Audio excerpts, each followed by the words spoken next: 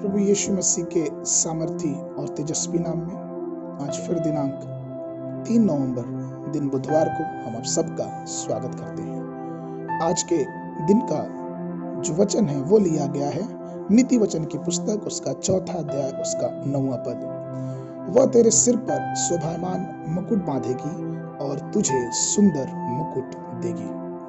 मेरे प्रियो, अगर हम संसार में देखें तो हमने इतिहास में पढ़ा या फिर हम आज के भी समय में देखते हैं कि राजा महाराजाओं के सिर पर मुकुट रखा जाता है, क्योंकि वो शाही खानदान से होते हैं और आमतौर पर जो उनके मुकुट होते हैं वो सोने, हीरे और कीमती पत्थरों से सजाए बनाए जाते हैं। और ये ऐसे मुकुट हैं जो ये प्रदर्शित करता है, जो ये दिखाता है कि ये किस प्रकार से इस पूरे राज्य पे ये शासन करते हैं। ये उनके शासन शक्ति को प्रदर्शित करता है, दिखाता है। जबकि हमें और आपको मालूम है कि अगर यही जो ताज है उतार के अगर कुछ मिनट के लिए आग में डाला जाए, सुनार को दिया जाए, तो ये तुरंत फिर से वो सोने की एक गांठ के रूप में बदल जाएगा। कहने का तात्पर्य यह है मेरे प्रियो कि जो संसार के मुकुट हैं वो एक नाशवान मुकुट है। और इतिहास अगर हम उठा के देखें तो कितने राजा आए, कितने चले गए, उनके ताज, उनके राजशाही चीजें वो उस दुनिया में विलीन हो गई, वो नाश हो गई।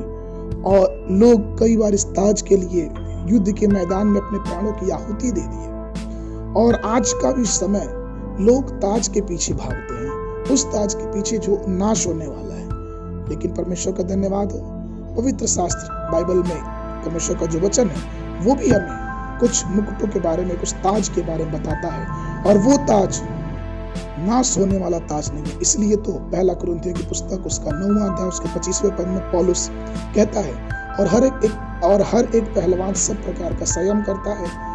वे तो एक मुरझाने वाले मुकुट को पाने के लिए यह सब करते हैं, परंतु हम तो उस मुकुट के लिए करते हैं जो मुरझाने का नहीं। और अगर हम सवाल पूछें, अगर हम ये कहें कि ये कैसा मुकुट है जो कभी मुरझाएगा नहीं, किस मुकुट की पौलुस बात करता है, तो वचन इस प्रकार इन बातों में साफ साफ कहता है कि हमारा परमेश्वर हमें अनुग्रह का मुकुट देगा, वो हमें प्रेम का मुकुट देगा, वो हमें कोमल हृदय का मुकुट देगा।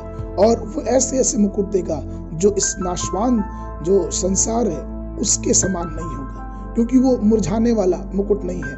भजन संगीता उसका 103 और उसके 4 पद में, इब्रानियों की पुस्तक उसका 2 और उसके 7वें पद में हमारे पास कई प्रकार के ऐसे मुकुट हैं जिनकी बात पौलुस या फिर यूं कहे दाऊद अपने भजन में करता है। इसलिए मेरे प्रियो, हम जबकि परमेश्वर के लोग हैं, जबकि परमेश्वर ने हमें अपना बेटा और बेटी बनाया है, उसने हमें अपने लहू से खरीदा है, उसने हमारा अभिषेक किया है। और यहाँ तक कि भजन संगीता उसके 92 और उसके 10 पद में दाऊद ये घोषणा करता है, परंतु मेरे सिंह को तूने जंगली बैल के समान ऊंचा किया और ताजे तेल से मेरा अभिषेक किया है।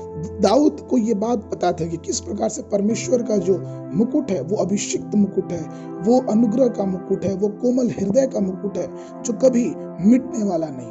और इसलिए तो दाऊद उस परमेश्वर के मुकुट के तरफ बढ़ता जा रहा था। और पौलुस ने भी यही बात कही है। मेरे प्रियो, आज के दिन हमें भी इस बात को जानना है और समझना है कि हमारी जो चाह होनी चाहिए, हमारी जो इच्छा होनी चाहिए, वो संसारिक बातों पे नहीं, लेकिन उस महिमा के मुकुट के लिए, जिस मुकुट का वादा हमारे प्रभु यीशु मसीह ने किया है, जिस मुकुट की बात ये पवित्र शास्त्र करता है। आइए हम सब अपनी शक्ति, अपने मन, अपने शरीर के द्वारा उस पवित्र आत्मा को अपने जीवन में आने दे, उसकी शक्ति को, उसकी सामर्थ को, उसकी महिमा को अपने जीवन में आने दे, कि हमारा और आपका भी जीवन उस अभिषेक के मुकुट से, उस आत्मा के मीठे फल वाले मुकुट से और हर प्रकार की करुणा और दया वाले मुकुट से हमारा जीवन परिपूर्ण हो जाए, कि हम इस दुनिया के समान नहीं, लेकिन इस दुनिया के लोगों से हट के हमारा जीवन होने पाए। क्योंकि जब हमारा मुकुट जिस प्रकार से रहेगा, उस मुकुट को देख के, उस बोलचाल, उस हाव भाव को देख के लोग समझेंगे कि हम किस प्रकार का मुकुट धारण किए। इसलिए जरूरी है मेरे प्रियो कि आइए हम उस परमेश्वर के मुकुट को अपने जीवन में धारण करें, पवित्र आत्मा के मीठे फल के मुकुट को अपने जीवन में धारण करें, जिससे दुनिया के लोगों को ये पता चले कि हम परमेश्वर के लोग हैं। आज के मनन के लिए जो पद लिया गया है वो है भजन संगीता उसका 23 उसका 5 पद।